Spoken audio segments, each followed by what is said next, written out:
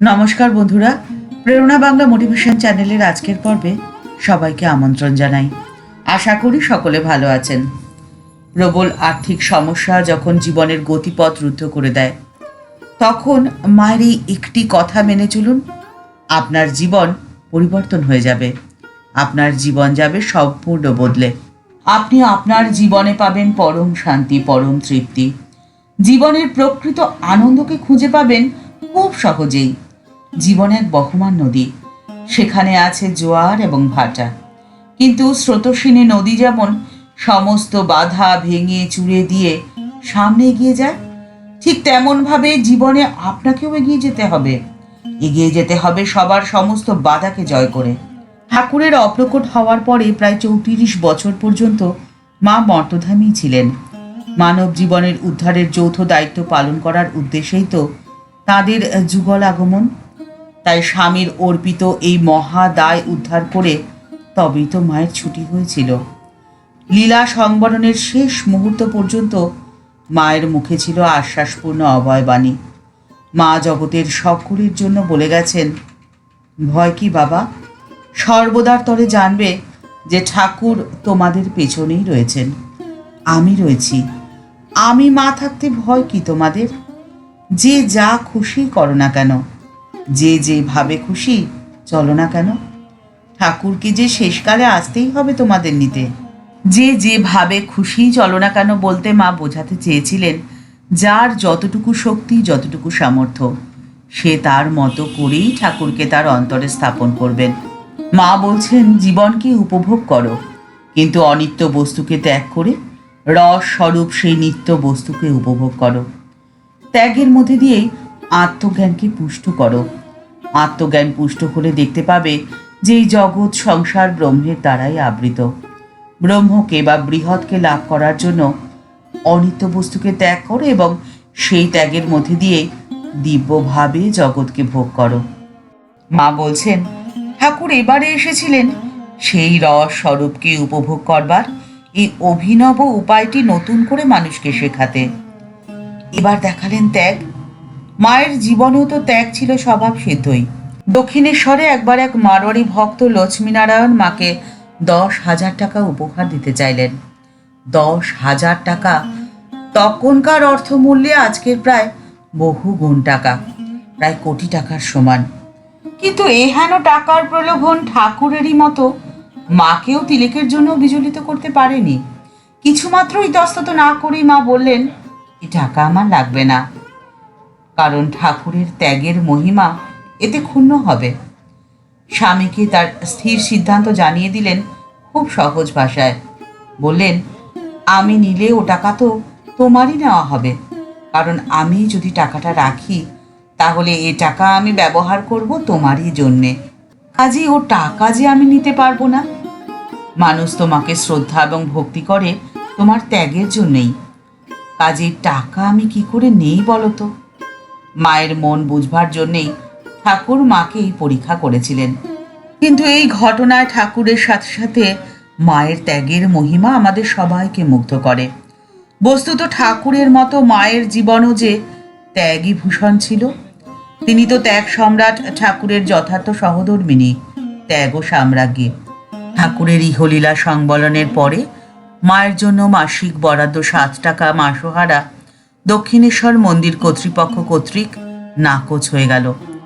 এই নিয়ে অনেকেই রুষ্ট হয়ে মায়ের কাছে বলায় মা বললেন, অমন ঠাকুরই আর থাকলো না, ও টাকা নিয়ে আমি আর কি করব, ও গেছে যাক। কিন্তু ঠাকুরের লীলা অবসানের পরে তার সেই দায় পালন করতে মায়ের বিশ্বজননী রূপে আত্মপ্রকাশ হয়েছিল। ঠাকুর বারে বারে মাকে তার এই কাজের দায়িত্ব সম্বন্ধে সচেতন করে দিয়েছিলেন। তাঁরই আরব্ধ কর্মের পূর্ণতা সাধনের জন্যে আরও কিছুকাল মাকে দেহধারণ করে থাকতেই হবে। ঈশ্বরকে ভুলে সত্য এবং সংযমের পথ ছেড়ে সংসারের লোক কষ্ট পাচ্ছে, এ যেন ঠাকুরেরই দায়। কিন্তু এ কি শুধু তারই দায় ছিল? দায় যে মায়েরও। ঠাকুর তাই মাকে বলেছিলেন, শুধু কি আমারই দায়, তোমারও তো দায়। ঠাকুর বলেছিলেন, দেখো, কলকাতার লোকগুলো যেন অন্ধকারে পোকার মতন কিলবিল করছে, তুমি তাদের দেখো। মানুষের দুঃখে কাতর হয়েছেন প্রেমের অবতার ঠাকুর রামকৃষ্ণ পরমহংসদেব। আর ওই দায় বহন করার ক্ষমতা একমাত্র তার অর্ধাঙ্গিনীর মধ্যেই রয়েছে, এই কথা ঠাকুর জানতেন। এবং সেই দায় তাকে বহন করতে হবে আরো ব্যাপকভাবে। ঠাকুর তা বুঝতে পেরেছিলেন এবং সেই জন্যই মাকে তিনি বলেছিলেন, এ আর কি করেছে, তোমাকে এর অনেক বেশি করতে হবে। তিনি আরো বলেছিলেন, আমি তোমার ভেতরে সূক্ষ্ম দেহেই থাকবো, এই কথাটা সব সময় যেন। ঠাকুর মাকে আশ্বস্ত করে দিয়ে বলেছিলেন, জানবে যারা তোমার কাছে আসবে তোমার পদ আশ্রিত হবে, আমি শেষকালে এসে তাদের হাত ধরে নিয়ে যাব, তুমি কোনো চিন্তা করো না গো।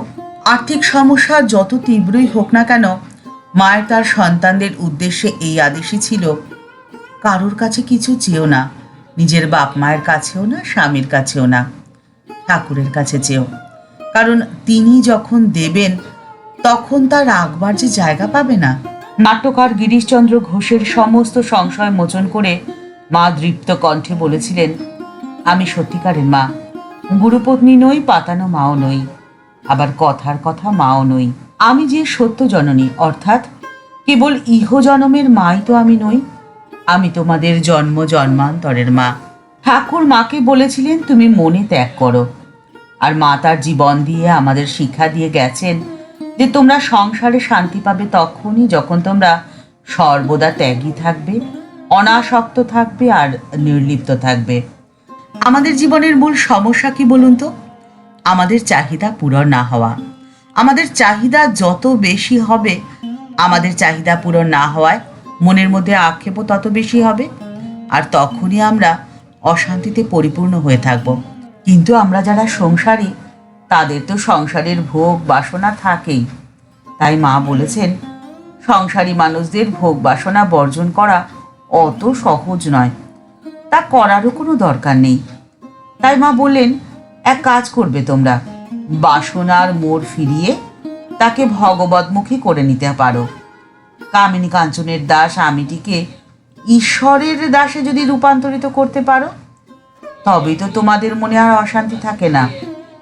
মা তার জীবন দিয়ে আমাদের শিখিয়ে দিয়ে গেছেন যে সংসার করতে হয় কর্তৃত্বের সমস্ত অভিমানকে ছেড়ে দিয়ে, শূন্য হয়ে ঈশ্বরের পাদপদ দিয়ে মনটি রাখতে হয়। আর সংসারের প্রত্যেকটি কাজ করতে হয় ঈশ্বরের সেবা করা ভেবে। প্রত্যেকটি কাজ এতটাই নিখুঁতভাবে করবে যেন প্রত্যেকটি কাজের মধ্যে তোমার সবটুকু ভালোবাসা মিশে থাকে। মায়ের জীবন দিয়ে মা আমাদের শেখালেন যে অদ্বৈতীর জ্ঞান আঁচলে বেঁধে রেখে কর্তৃত্বের সমস্ত অভিমানকে বর্জিত করে দিয়ে সংসারে কিভাবে থাকতে হয়। এবং সেটা শেখানোর জন্যই মা এবারে গ্রহণ করেছিলেন আদর্শ সংসারের ভূমিকা। মায়ের এই আদেশ এবং নির্দেশ আপনি যদি আপনার প্রত্যেক দিনের জীবনে ব্যবহার করেন, তাহলে আপনি থাকবেন একদম নিশ্চিন্ত, পরম শান্তিতে এবং আনন্দে আপনার দিন যাপন হবে। ঠাকুর মা ও স্বামীজির চরণে প্রণাম জানিয়ে আজকের পর্ব এই পর্যন্তই। দেখা হচ্ছে পরের পর্বে। ভিডিওটি যদি ভালো লেগে থাকে তাহলে তা শেয়ার করার অনুরোধ করছি। আর এই চ্যানেলটি ভালোবেসে যদি এই পরিবারের সদস্য হয়ে গেছেন, তাহলে আপনাদের জানাই ভালোবাসা, শ্রদ্ধা ও প্রণাম। কিন্তু যারা এখনও এই চ্যানেলটি সাবস্ক্রাইব করেনি, তাদের কাছে বিনীত অনুরোধ রইল, চ্যানেলটি সাবস্ক্রাইব করে বেল বাটনটা ক্লিক করে দিয়ে অল বাটনটিতে ক্লিক করে দিন। তাহলে এই চ্যানেলে ভিডিও আপলোড হওয়ার সাথে সাথেই আপনার কাছে নোটিফিকেশন চলে যাবে। সবাই ভালো থাকবেন, সুস্থ থাকবেন। নমস্কার।